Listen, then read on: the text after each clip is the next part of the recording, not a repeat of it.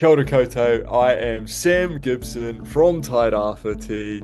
Our whānau on my dad's side, my grandfather's Lex Gibson, the rugby referee, the milkman. On my mum's side, my grandfather's Graham Vetty, and he was the accountant, the agricultural accountant up and down the coast. Dad, Clayton Gibson, he was a teacher at Campion College, at Gizzy Boys as well, and my mother was a nurse in Tairawhiti as well.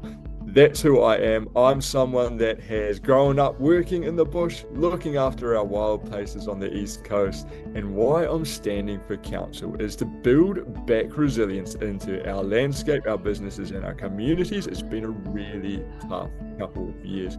And I believe that we need that resilience built back in really strategically so that we can build our future in Tairawhiti back stronger.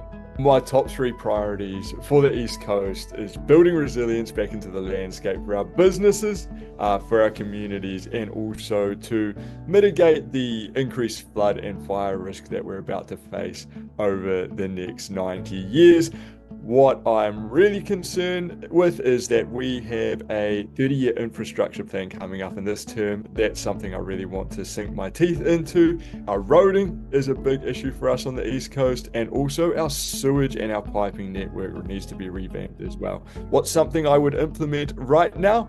I think that we need to get more trees into those highly erodible landscapes and those at-risk sites. I have friends in the rural communities, in the urban communities, in our coastal communities, but I also connect really strongly with our older generation. I spend a lot of time having cups of tea and learning from our older generation. Those who know me in the social media world as Sam the Trapman, I also have a large social media following that allows me to connect with our young people in our community as well. So I have a large network of people that I speak with and listen to get the direction we need to go forward for the East Coast. A 10-year plan for Tairawhiti looks like a Tairawhiti that's really consciously been built. Somewhere that's had a strategic thought go into where we place what.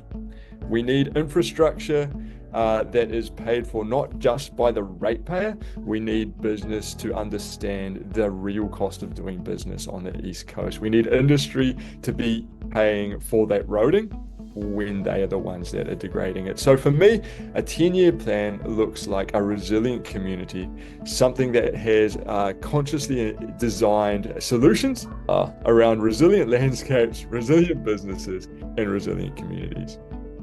One thing that's really surprising to people, they often think that I'm a bushman, just a trapper that runs around checking trap lines every day. And while that is true in the most part, I'm also fairly well versed in the policy space. I get flown to Wellington several times a year to advise on policy. I've got great national connections with funders, and I work really closely with those funding networks, those political connections in Wellington to advocate for our community on the East Coast. I'm not just a bushman. People should vote for me because I listen. It's not my job to represent my viewpoints. It's my job to represent the viewpoints of the community, and that is my commitment to the East Coast. I will listen. I'll listen to all of our communities. I will represent the collective viewpoint. My strength is in delivering on the ground pragmatic outcomes that suit our community's needs.